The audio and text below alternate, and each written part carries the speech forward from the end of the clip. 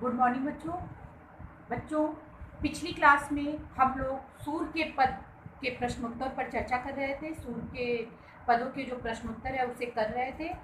खंड पहला जो खंड था उसके जो है 3 प्रश्नोत्तर थे, क, ख और ग।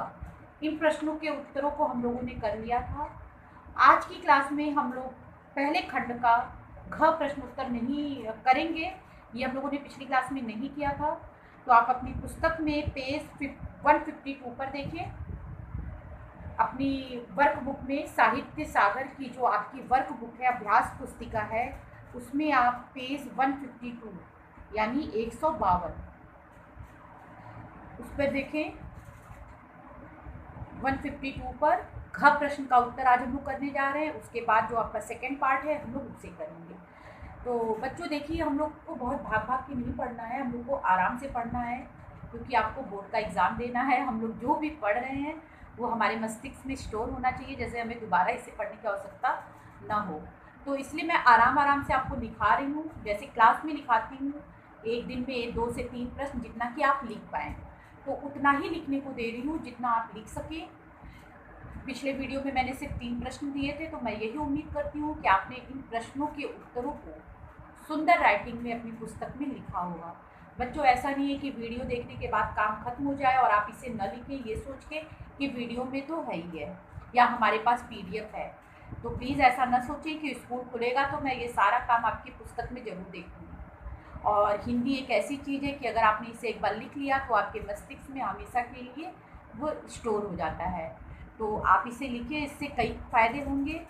एक तो आपको अच्छे से समझ में आ जाएगा, दूसरा आपकी राइटिंग में भी सुधार आएगा, तीसरा आपका काम भी पूरा होगा। तो प्लीज़ लिखने में कंजूसी न दिखाएं। ये ना सोचें कि अभी तो हम लोग घर पर हैं, अभी नहीं लिखेंगे, बाद में लिख लेंगे। ऐसी कंडीशन में आप जब स्कूल खुलेगा आप जल्दीबाजी में लिखेंगे और आपका काम खराब होगा, सुंदर राइटिंग नहीं होगी, और ऐसी कंडीशन में मैं चेक भी नहीं करूँगी। आप अच्छे से जानते हैं मुझे। तो बेहतर यही है कि आप सुंदर लिखिए और जो काम जिस दिन दिया जाए उस काम को उस दिन करिए। उससे क्या होगा, थोड़ा थोड़ा काम होता जाएगा और वो सारी चीज़ें आपके मस्तिष्क में बैठती भी चली जाएंगी और आपकी राइटिंग में भी सुधार होता जाएगा। तो प्लीज़ बात मानिएगा और सुंदर लिखते चलिएगा। सिर्फ वीडियो देखकर काम खत्म मत कीजिएगा। तो चलिए देखते हैं, समय नहीं बर्बाद करते हैं, प्रश्न घ पर चलते हैं। यशोदा द्वारा कृष्ण को पालने में झुलाने का दृश्य अपने शब्दों में लिखिए। यशोदा द्वारा कृष्ण को पालने में झुलाने का दृश्य, मतलब यशोदा जो बाल कृष्ण को पालने में झुला रही हैं, इस दृश्य को अपने शब्दों में लिखना है। तो यहाँ पे उपर्युक्त पद के अनुसार, उपर्युक्त पद मतलब जो पद ऊपर दिया गया, उपर्युक्त पद के अनुसार यशोदा भगवान श्री कृष्ण को पालने में झुलाती हिलाती हैं। मतलब वो भगवान श्री कृष्ण को पालने में झूला रही हैं और उन्हें हिला रही हैं। हलरावे मतलब हिलाना, और उन्हें हिलाती हैं। वे श्री कृष्ण को दुलार करती हैं, प्यार करती हैं, उन्हें दुलार करती हैं, पुचकारती हैं, उन्हें प्यार से कुछ कहकर बुलाती हैं, और कुछ कुछ गाने भी गाती हैं। मतलब कुछ कुछ गाने का मतलब यहाँ पे कुछ कुछ गाने का तात्पर्य है लोरी से, और कुछ कुछ गाने भी गाती हैं। यशोदा नींद को श्री कृष्ण के आंखों में बुलाती हैं, मतलब वो निद्रा से कहती हैं कि हे निद्रा तुम आओ और मेरे बेटे, मेरे लाल, मेरे बाल कृष्ण को सुलाओ। तो यशोदा नींद को भी श्री कृष्ण के आंखों में बुलाती हैं ताकि उन्हें नींद आ जाए। वह नींद से कहती हैं कि हे निद्रा तुम आओ और मेरे लाल को सुलाओ, ताकि मेरे लाल सो जाए, उन्हें नींद आ जाए। और सोते समय जब श्री कृष्ण सोने का प्रयास कर रहे हैं, तो सोते समय श्री कृष्ण कभी अपनी आंखें मूंद लेते हैं या फिर अपनी आंखें बंद कर लेते हैं, तथा कभी अपने होठों को फड़फड़ाने लगते हैं, मतलब कुछ कुछ बोलने का प्रयास करते हैं। यह देखकर यशोदा पुनः लोरी गाने लगती हैं। मतलब जब वो कुछ बोलते हैं, अपने होठों को फड़फड़ाते हैं, कभी अपनी आंखें बंद करते हैं, कभी अपनी आंखों को खोलते हैं, तो यह देखकर यशोदा को पता चल जाता है कि श्री कृष्ण सोए नहीं है, और इस तरीके से वह पुनः लोरी गाने लगती हैं एवं उन्हें सुलाने का प्रयत्न या प्रयास करती हैं। तो आप देखिए बच्चों, जो हम लोगों ने सूरदास के पद पढ़े थे सारा उत्तर वहीं से आ रहा है। तो इसीलिए अगर आपने वहाँ समझ लिया तो आप यहाँ आपको समझने की आवश्यकता ही नहीं, आराम से आप हर प्रश्नों के उत्तरों को आप इजीली दे सकते हैं। तो मुझे लग रहा है आपको अच्छा लग रहा होगा, समझ में भी आ रहा होगा। तो ये आपका पहला प्रश्न जो है पूरा हुआ। एक बार मैं फिर से बोल रही हूँ, ध्यान से सुनिए। एक प्रश्न के उत्तर को कम से कम 2 बार बोल रही हूँ कि आपको सुनकर ही समझ में आ जाए, और उसके बाद अटैचमेंट को देखकर आप अपनी पुस्तक में जरूर लिखिए। तो यहाँ पे उपयुक्त पद के अनुसार जो है, यशोदा भगवान श्री कृष्ण को या बाल कृष्ण को पालने में झुलाती हैं, पिलाती हैं। वे श्री कृष्ण को दुलार करती हैं, पुचकारती हैं और कुछ कुछ गाने भी गाती हैं, या फिर तात्पर्य यहाँ पे गाने का तात्पर्य लोरी से है, कुछ कुछ गाती भी हैं। यशोदा नींद को श्री कृष्ण की आंखों में बुलाती हैं। नींद का मतलब यहाँ निद्रा या नींद आप बोले, नींद को श्री कृष्ण की आंखों में बुलाती हैं ताकि श्री कृष्ण को नींद आ जाए और वे सो जाएं,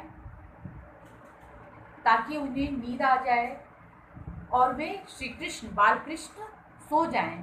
सोते समय श्री कृष्ण कभी अपनी आंखें मूंद लेते हैं या बंद कर लेते हैं, और कभी कभी वे अपने ओठों को फड़फड़ाते हैं। यह देखकर यशोदा जो है वह पुनः लोरी गाने लगती हैं, क्योंकि उन्हें आभास हो जाता है कि श्री कृष्ण भी सोए नहीं है, तो वह पुनः लोरी गाने लगती हैं एवं उन्हें सुलाने का प्रयत्न करती हैं या यत्न करती हैं या प्रयास करती हैं। कुछ भी आप अपने शब्दों में लिख सकते हैं। तो बच्चों, ये पहले खंड का घ पूरा हुआ, यानी आपका पूरा एक खंड का प्रश्नोत्तर खंड पहले खंड का क ख ग घ ये आपका पूरा हुआ। अब हम बढ़ते हैं अपने सेकेंड पार्ट की तरफ। सेकेंड पार्ट आपका है, देखिए मैं इसे भी एक बार पद को पढ़ने जा रही हूँ, उसके बाद हम लोग इसके प्रश्न के उत्तरों को करेंगे। खीजत जात माखन खार, अरुण लोचन भव में टेढ़ी बार बार जम्हार। कबहू रुंझुन चलत घुटरुन धूर धूसर गात। कबहू झुक के अलख खींचत नैन जल भर लात। कबहू तोते बोल बोलत कबहू बोलत तात। सूर हरि की निरख शोभा निमित तजत नमा। तो ये पद आपको पढ़ाया जा चुका है और बहुत अच्छे से पढ़ाया जा चुका है और सबको समझ में भी आया है, ये भी मैं जानती हूँ। अब देखिए इन पंक्ति से एक प्रश्न क्या बन रहा है। माखन खाते समय बाल कृष्ण की चेष्टाओं का वर्णन कीजिए। माखन खाते समय जो बाल कृष्ण श्री कृष्ण है वो क्या क्या चेष्टा कर रहे हैं, यहाँ पे हमें इसका वर्णन करना है। मतलब इस प्रश्न का उत्तर हमें ये देना है कि बाल कृष्ण मक्खन को खाते समय क्या क्या कर रहे हैं। तो माखन खाते समय या मक्खन खाते समय बाल कृष्ण मचल रहे हैं। मचल क्यों रहे हैं? क्योंकि उन्हें नींद आ रही है, पर वो नींद तो आ रही है पर वो सो नहीं पा रहे हैं। तो मक्खन खाते समय बाल कृष्ण मचल रहे हैं और थोड़े थोड़े चिड़चिड़ा रहे हैं, क्योंकि वो सोना चाह रहे हैं पर वो सो नहीं पा रहे हैं। तो माखन खाते समय बाल कृष्ण मचल रहे हैं और थोड़े थोड़े चिड़चिड़ा रहे हैं। उनकी आंखें लाल हैं, क्योंकि उन्हें नींद आ रही है, तो इसलिए उनकी आंखें लाल हैं। अतः उन्हें नींद आ रही है, मतलब उन्हें नींद आ रही है, वो मक्खन खा रहे हैं, थोड़े थोड़े चिड़चिड़ाए हुए हैं, ठीक है, और वो सोने का प्रयास कर रहे हैं पर वो सो नहीं पा रहे हैं उनकी, जिसकी वजह से उनकी आंखें लाल हैं, अतः उन्हें नींद आ रही है। उपर्युक्त पद में भगवान श्री कृष्ण अपने घुटनों पर चल रहे हैं। यहाँ पे है ना, देखिए, कबहू रुंझुन चलत घुटरुन धूर धूसर गात। यहाँ पे भगवान श्री कृष्ण या बाल कृष्ण अपने घुटनों के बल चल रहे हैं, जिसके कारण जब वह घुटनों के बल चल रहे हैं तो जिसके कारण उनके पैर में बधी पैजनी या घुंघरू जो है बजने लग रही है, ठीक है, जिसके कारण उनके पैर के घुंघरू बजने लगी हैं, ठीक है। वे कभी तुतलाते हैं, तुतलाते मतलब जब बच्चा बोल नहीं पाता तो अपनी तोतली भाषा में कुछ कुछ कहने का प्रयास करता है, तो वह कभी कभी तुतलाते हैं। कभी माँ यशोदा के बालों को खींचते हैं, जब उन्हें गुस्सा आ रहा है, वो चिड़चिड़ाए हैं, मक्खन नहीं खा रहे हैं, सोना चाह रहे हैं, सो नहीं पा रहे हैं, उनकी आंखें लाल हैं, इस गुस्से में वो कभी कभी अपनी मम्मी के बालों को भी खींच रहे हैं, माँ यशोदा के बालों को खींचते हैं। और कभी नंद को तात कहकर बुलाने की चेष्टा कर रहे हैं, यानी बुलाने का प्रयास कर रहे हैं। तो यही सारी जो है चेष्टाएं बालकृष्ण जो है श्री कृष्ण माखन खाते समय कर रहे हैं। तो मुझे लगता है समझ में आ गया होगा। अगर आपने दोनों पदों की व्याख्या को समझ लिया है तो बच्चों यकीन मानिए हर प्रश्न का उत्तर आप बहुत ही आसानी से दे सकते हैं। और मुझे लग भी रहा है कि आपको समझ में आ रहा है। और अगर अभी भी कोई ऐसा व्यक्ति है, कोई ऐसा बच्चा है जिसे लग रहा है कि उसे समझ में नहीं आ रहा है, तो आप एक बार स्वयं सूर्य के पदों को पढ़िए और उसके व्याख्या को भी पढ़िए, तो आपको आसानी से समझ में आ जाएगा। एक बार फिर से देख लेते हैं कि माखन खाते समय बालकृष्ण की चेष्टाओं का जो वर्णन है हमें वो बताना है कि माखन खाते समय बालकृष्ण मचल रहे हैं और थोड़े चिड़चिड़ा रहे हैं। उनकी आंखें जो है लाल हैं, अतः उन्हें नींद आ रही है जिसकी वजह से उनकी आंखें लाल हो गई हैं। उपर्युक्त पद में भगवान श्री कृष्ण अपने घुटनों के बल चल रहे हैं, और जब वह ऐसे चल रहे हैं तो जिसके कारण उनके पैरों के जो घुंघरू हैं वो बज रहे हैं। कभी वे तुतलाते हैं, ठीक है, कभी वे तुतलाते हैं और कभी माँ यशोदा के बालों को खींचते हैं और कभी नंद को तात कहकर बुलाने की चेष्टा करते यानी प्रयास करते हैं। तो बच्चों ये आपके सेकेंड पार्ट का उत्तर था और ये उत्तर यहाँ पूरा हुआ।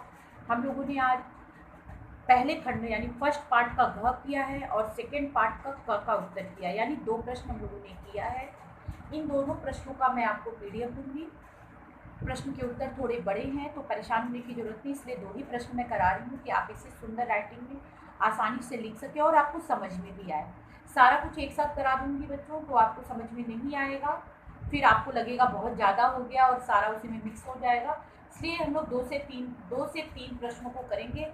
ये दोनों प्रश्न बड़े हैं तो इसीलिए मैं आज 2 ही प्रश्न करा रही हूँ। इन दोनों प्रश्नों के उत्तरों का PDF भी मैं आपको दूंगी, जिससे देखकर आप अपनी पुस्तक में सुंदर राइटिंग में लिखेंगे और इसे समझते हुए लिखेंगे, जैसे कि आपको हमेशा के लिए याद हो जाए।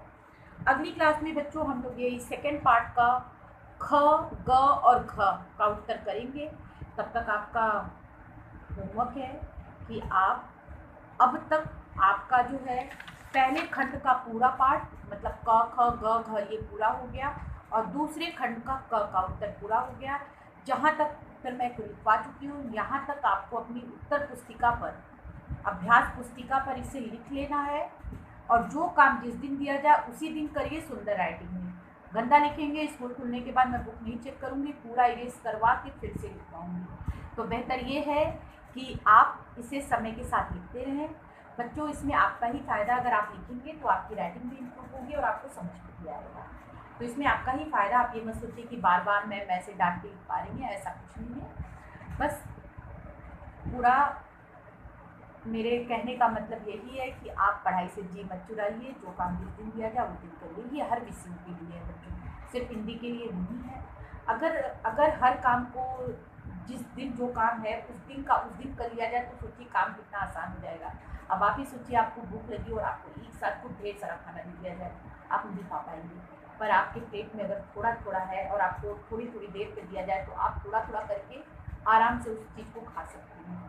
तो वही चीज़ पढ़ाई में है कि थोड़ा थोड़ा करके आप पढ़ेंगे तो आप इसे आसानी से समझ पाएंगे, और एक साथ पढ़ेंगे तो सब खिचड़ी बन जाएगी, पंचमेल खिचड़ी हो जाएगी और कुछ समझ में नहीं आएगा।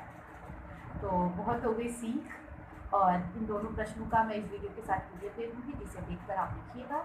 अगली क्लास में हम लोग फिर मिलेंगे, इसके सेकेंड पार्ट के ख, ग और घ के उत्तर को करेंगे। थैंक यू बच्चों।